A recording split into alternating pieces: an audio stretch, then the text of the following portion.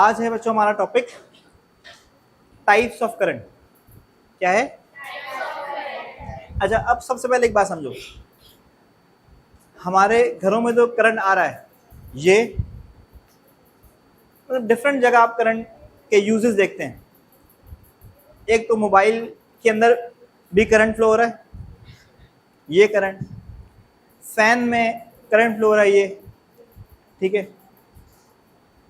पहले इन दोनों के लिए बताइए आप, क्या दोनों एक तरह का करंट है या डिफरेंट करंट है? डिफरेंट है।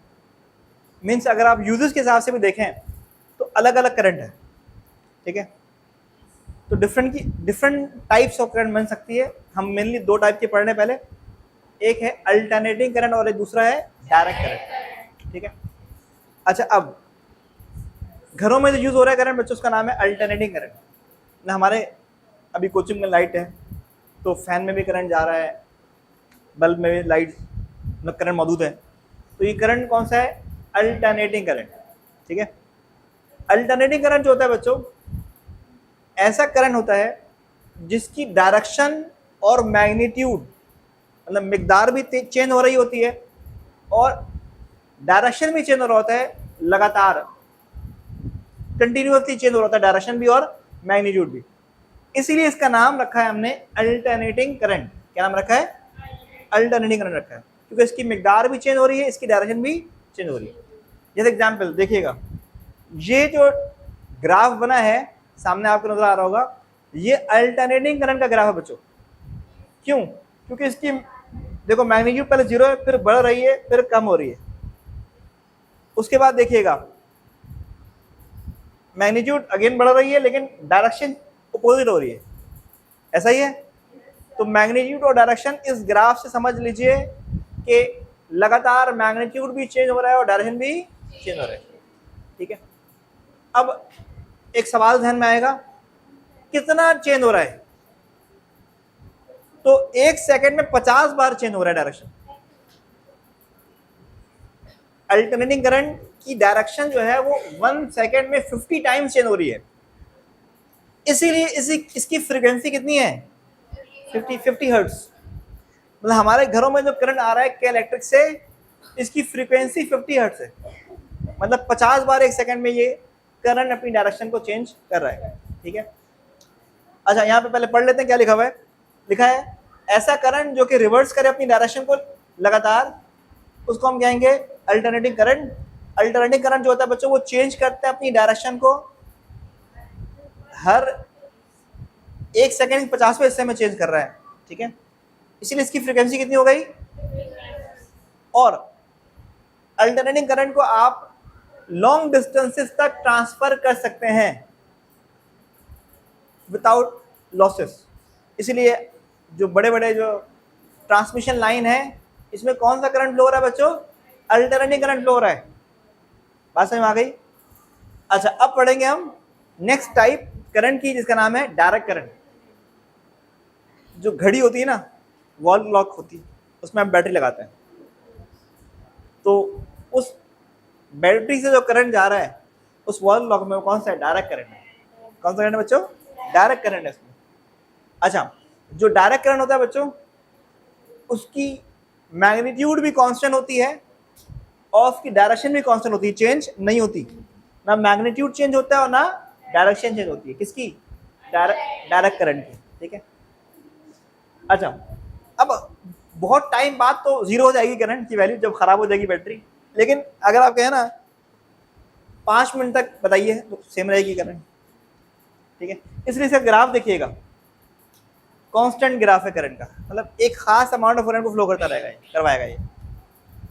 तो लिखा है बच्चों, ऐसा करंट जो कि फ्लो करेगा सिर्फ एक डायरेक्शन में, उसको हम क्या बोलेंगे? Direct current. और डायरेक्ट करंट प्रोड्यूस किससे होता है? अब जब मैं बोल रहा हूँ डायरेक्शन चेंज नहीं हो रही, इसका मतलब फ्रीक्वेंसी क्या हो गई? जीरो हो गई। एक सेकंड में 50 बार चेंज हो रहा है, फ्रीक्वेंसी 50। मैं कह रहा हूँ चेंज नहीं हो रहा, फ्रीक्वेंसी जीरो। ये डायरेक्ट करंट जो है ये डिफिकल्ट टू ट्रांसफर होता है, इसीलिए बैटरी जहाँ लगाते हैं ना, वहीं पे करंट जा रहा होता है। आपके सामने है ना, अगर आपको मोबाइल को अगर करंट देना है तो उस बैटरी को कहाँ लगाएंगे आप? मोबाइल के साथ।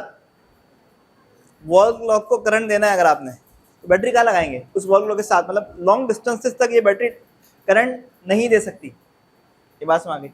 तो difficult to transfer over long distance, losses ज़्यादा हो जाएंगे। ठीक है, तो बच्चों अब दो चीज़ और समझ लीजिए आप। जो डायरेक्ट करंट का सोर्स होगा उसका सिंबल ये है, और अल्टरनेटिंग करंट सोर्स के लिए सिंबल ये है। ये सिंबल है फॉर डायरेक्ट करंट सोर्स और ये सिंबल है फॉर अल्टरनेटिंग करंट सोर्स। ये एक्चुअल में आपको साइन वेव बनाया हुआ है। क्या बनाया हुआ है?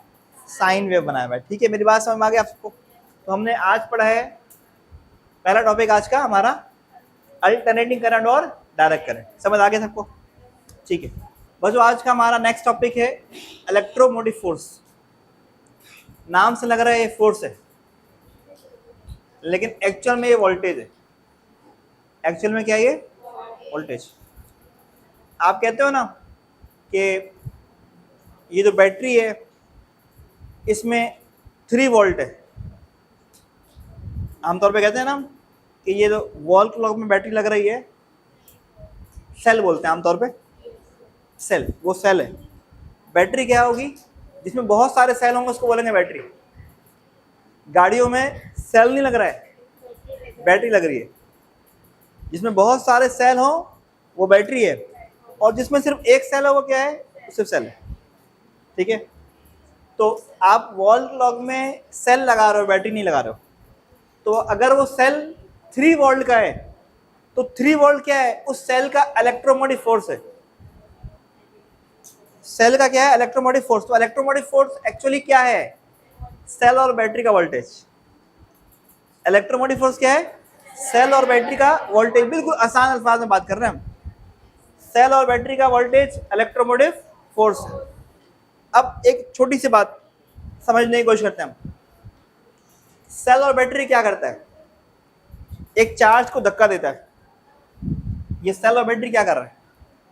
यहां पर जो चार्जेस है ना उसको पुश कर रहा है, फोर्स दे रहा है कि वो चार्जेस इस सर्किट में फ्लो कर जाएं। तो जो एनर्जी दे रहा है एक चार्ज को, वो कौन दे रहा है? सेल और बैटरी। जो एनर्जी सप्लाई कर रहा है एक चार्ज को, वो सेल और बैटरी कर रहा है। और एक चार्ज को जितनी एनर्जी मिल रही है उस एनर्जी का नाम क्या रख दिया? Electromotive force. लिखा है वो अमाउंट ऑफ एनर्जी जो चाहिए हो चार्ज को लोअर से हायर पोटेंशियल में फ्लो करने के लिए। ये वाला इसको कहते हैं लोअर पोटेंशियल। क्या बोलते हैं इसको? इसको क्या बोलते हैं? Higher potential. कितनी जितनी एनर्जी चाहिए एक चार्ज को लोअर पोटेंशियल से हायर पोटेंशियल की तरफ फ्लो होने में जो एनर्जी मिल रही है उसको बोलेंगे इलेक्ट्रोमोटिव फोर्स। ये एनर्जी नहीं है, ये इलेक्ट्रोमोटिव। और इलेक्ट्रोमोटिव फोर्स एक्चुअली है क्या? ये सेल और बैटरी का वोल्टेज है। सेल और बैटरी का क्या है? बैटरी के 2 टर्मिनल के दरमियान में वोल्टेज को हम ईएमएफ कहते हैं। और सर्किट में किसी भी 2 पॉइंट में, जैसे ये एक 2 पॉइंट है, ये सर्किट का हिस्सा है ना बच्चों, सर्किट का हिस्सा है ये। तो सर्किट के इन 2 पॉइंट के दरमियान जो वोल्टेज होगा उसका नाम पोटेंशियल डिफरेंस है। क्या है? बैटरी के 2 टर्मिनल 2 पॉइंट के दरमियान का पोटेंशियल डिफरेंस ईएमएफ है। और इसके अलावा किसी भी 2 पॉइंट का पोटेंशियल डिफरेंस क्या है? वोल्टेज है, पोटेंशियल डिफरेंस है। मतलब एक बात समझने की कोशिश करेगा, वोल्टेज जो सेल और बैटरी के 2 टर्मिनल के दरमियान में उसको बोलेंगे ईएमएफ। इसके अलावा हर 2 पॉइंट के दरमियान में जो वोल्टेज का डिफरेंस होगा क्या बोलेंगे हम? पोटेंशियल डिफरेंस कहेंगे। ये बात समझ में आ गई मेरी?